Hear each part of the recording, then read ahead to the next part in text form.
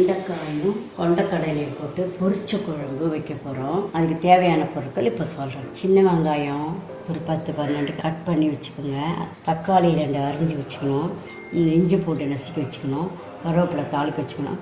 கொத்தமல்லி வச்சு தேங்காய் 2 பார்த்து எவ்வளோ சைஸ் தேங்காயோட 1 ஸ்பூன் கசகசா, 1 ஸ்பூன் உடச்ச கடலை, ஒரு 1/2 ஸ்பூன் சோம்பு, முந்திரி பருப்பு ஒரு 4-5 சேர்த்துக்கலாம். குழம்பு மிளகாத்தூள் வீட்டிலேயே அரைச்சிது 2 ஸ்பூன், 1/2 ஸ்பூன் மஞ்சள், தேவையான அளவு உப்பு. வானதுக்கு கடாய் வச்சு காஞ்ச உடனே கொஞ்சம் எண்ணெய் ஊற்றிக்கோங்க. சின்ன ஸ்பூன் அளவு 2 ஸ்பூன் சோம்பு, 1 ஸ்பூன் சீரகம், இந்த கருவேப்பிலை, இஞ்சி பூண்டு வதங்கிடுச்சு. இப்போ சின்ன வெங்காயம் அரிஞ்சு வச்சு வேக வச்ச கொண்டக்கடலை நல்லா புரோட்டீன், உடம்புக்கு ரொம்ப நல்லது. கொஞ்சமாக உப்பு போட்டு வேக வச்சு அந்த தண்ணியை வேஸ்ட் பண்ணக்கூடாது. இந்த தண்ணி இப்போ குழம்புல ஊற்ற போகிறேன், நான் காட்டுறேன் உங்களுக்கு. வெங்காயம் வதங்கிடுச்சு. இப்போ அதில் 2 தக்காளி, இது ஒரு 5 நிமிஷம் நல்லா வதங்கணும். இது வெண்டைக்காய் போடுறதால இது வெண்டைக்காய் குழஞ்சிடுறதுனால இப்போ எண்ணெயிலே அதை வதக்கலாம். இது பாருங்கள், குழம்புக்கு தேவையான அளவு உப்பு போட்டுட்டு ஏற்கனவே கொண்டக்கடலையில் கொஞ்சம் உப்பு போட்டுக்குவோம்.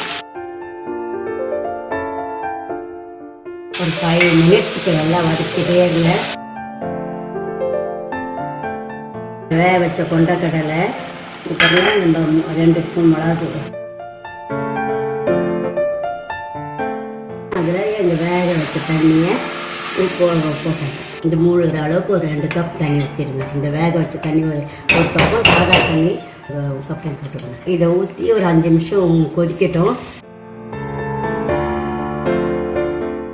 இது கொதிக்கிறதுக்குள்ளே நம்ம தேங்காய் மசாலா வச்சு அரைச்சி நைஸாக அரைக்கணும். தண்ணி ஊற்றி அரைச்சிட்டு வரணும்.